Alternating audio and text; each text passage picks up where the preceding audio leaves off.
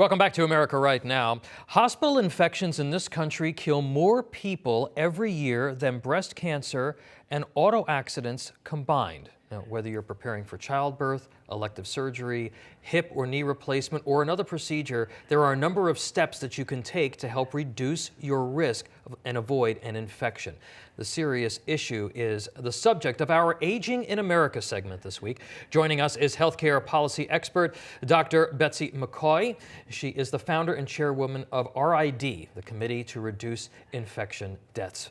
Betsy, thanks for being here. Thank you. I had no idea about this. I had no idea about those statistics. Talk to us a little bit about... It's a serious killer. Yeah, talk to us about what your organization does. Okay, our mission is to give patients and their families the knowledge to reduce their own risk. Most people don't choose to go into the hospital. They have to go into the hospital, That's right. But we can make it much safer. Right. So here are the 15 steps. They're up on our website, www.hospitalinfection.org, and we'll go through a couple of the top three, right? That's right. You've got 3 steps for us today, reducing risks when it comes to when you're going into the hospital. That's right. Number 1, ask every person who comes into the room to treat you, your doctor, your nurse, to clean their hands before they touch you. They'll say, oh, I cleaned them on the way into the room. But then they touched the privacy curtain, they touched your bed rail, they pulled open a drawer. You must ask them to clean their hands again.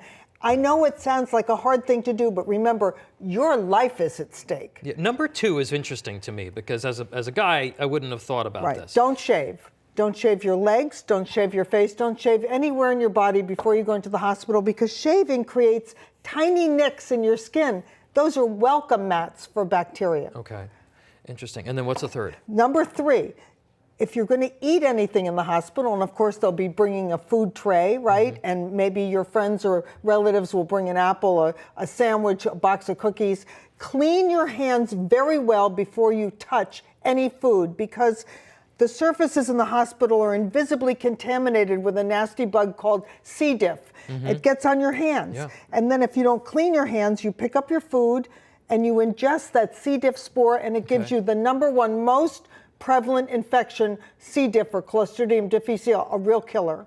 You know, and these are all very common sense things, very easy things that you can do. Another thing is about choosing a rehab, because a lot of times, you have to leave the hospital, but you're not ready to get home just yet, and you need to choose a rehab. Hospitals can't tell you where to go. You've got to do this on your own. You've got to do it on your own. What are the questions? It's going to be a family member who has to do this. What are the questions that people should be asking? So number 1, when you go to these rehabs, you'll see beautiful flowers in the lobby, for example. That's not how you judge.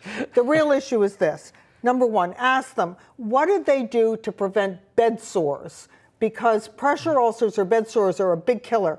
Do they have those special kinetic mattresses that automatically adjust your weight? Right. And number 2, do they turn their patients several times a day on schedule to avoid those pressure ulcers? Do they put heel protectors under their heels? Number 2, pneumonia. How do patients get pneumonia in a rehab? Their mouth isn't cleaned daily. Their teeth aren't brushed. So bacteria builds up inside their mouth. It gets hard like a shell. Then it flakes off, and when you breathe, you aspirate it, goes down into your lungs and causes pneumonia. Okay. And then what's the last one? Number 3, when you're going to visit somebody in a rehab, forget the flowers, the candy. Bring a canister of bleach wipes and wipe the bed rails, the over-the-bed table, the call button. You could be saving their life. All right. And tell us more about how viewers can learn more about preventing these infections, because there are a lot of other tips that you've got on your website they're really good, very easy to do. We want to help you, right? That's our mission. So come to hospitalinfection.org. We'll send you the 15 steps. We'll talk to you on the phone. And the website itself is just full of important information before you go into the hospital. And by the way, these infections have really surged during COVID. All right. Dr. Betsy McCaughey, thank you. Thank you. You're saving lives, and we need to do that. Appreciate you being here.